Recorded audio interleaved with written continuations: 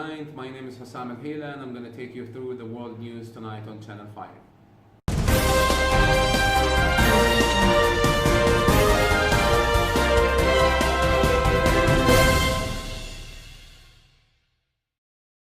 Trump goes for high show on his first outside swing after winning the elections.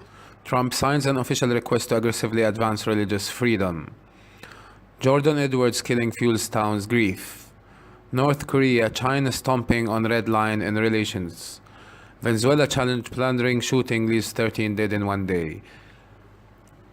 And North Korea claims U.S. biochemical plot to slaughter Kim Jong-un. Now, our first story tonight, President Trump goes for a high show in his first outside swing after winning the elections. Our report is prepared by our reporter from Washington, Mr. Ali. For an artist president who has come to savor the made-for-television parts of his occupation, maybe it's nothing unexpected that Donald Trump's first outside trip won't be to Canada. Trump will rather touch down in the capital of three world religions. The trip to Saudi Arabia, Israel, and the Vatican is an introduction for a president who has, as of recently, to a great extent, maintained a strategic distance from significant excursions outside of Washington. After the Vatican, Trump will make stop in Brussels and Sicily for NATO and G7 gatherings. Those stops were declared not long ago. The primary stop in Saudi Arabia was composed particularly to invalidate disagreements that Trump is hostile to Muslims, as indicated by a man who arranged the stop. The Islamic world has been shaken by some of Trump's activities, including marking an official request accepting passage to native of certain Muslim large part countries and vowing aimed the battle to end all Muslims movements into the U.S. Speaking Thursday, Saudi remote Adel Al-Jubeir said he trusted that trip will help to disprove impressions that Trump is hostile to Islam.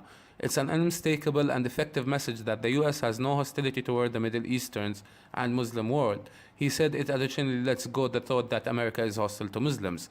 Trump's stop in Riyadh, Jerusalem, Rome, Brussels, and Sicily are not said to be long. In any case, at each stop, Trump is wanting to exhibit his confidence in customary U.S. partners that his organization cases were insulted by the past organization. Now, our second story tonight, and with the President Trump again, who signed an official request to aggressively advance religious freedom. President Donald Trump marked an official request Thursday intended to permit places of worship and different religious associations to end up plainly more dynamic politically. However, the genuine ramifications of the request seemed restricted.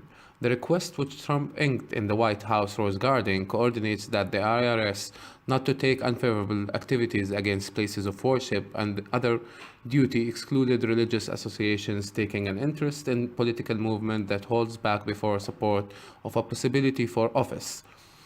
Be that as it may, ministers are as of now allowed to convey political addresses and routinely do. Places of worship and other assessment excluded associations are limited from underwriting or restricting political applicants under the 1954 Johnson change.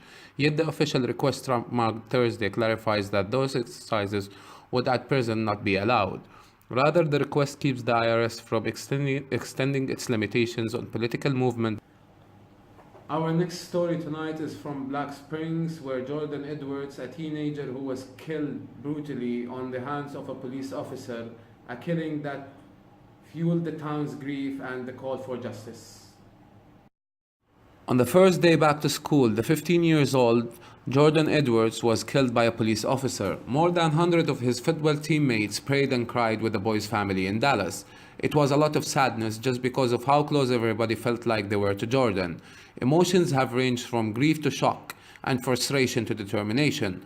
Since police in Black Springs said an officer fired into a car as it was driving away from a party, killing Jordan, an unarmed black teenager in the front passenger seat. Jordan's funeral is scheduled for Saturday.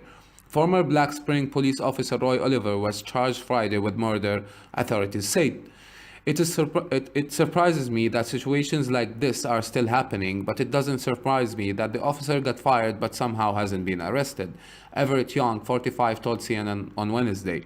Oliver was booked on Friday and released with a $300,000 bond. Young said he believes the police are necessary, but he would want to see them undergo psychological evaluation on a regular basis. We are a strong community here. We do not want to protest because we want justice, said Sarah Evans, a Black Spring resident. Added Evans, but if the officer is cleared, the community will stand up and rally, and we will be... And with North Korea, we'll finish our news for the night. Thank you very much for watching us, and stay tuned for more news on...